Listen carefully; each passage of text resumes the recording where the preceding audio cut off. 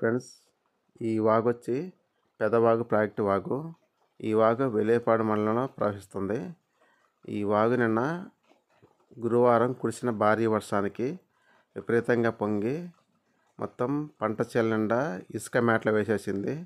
వ్యవసాయానికి కూడా పనికి రాకుండా అయితే ఇసుక మేటలు వేసింది. కొన్ని గ్రామాల్లో ఇళ్లలో కూడా నీరు చేరి ప్రజలు చాలా ఇబ్బంది పడ్డారు. ఈ పెదవాగు ప్రాజెక్టు అసురాపేట మండలం గుమ్మడిపల్లి అనే గ్రామం దగ్గర ఉంటుంది.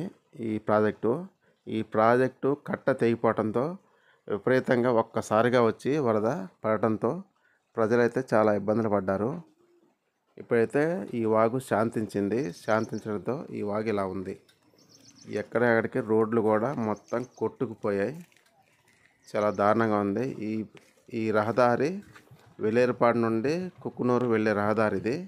వేలేరుపాడుకి కుక్కునూరుకి మొత్తం రోడ్డు అయితే బ్లాక్ అయిపోయింది. రవాణా వ్యవస్థ శాంతం ఆగిపోయింది.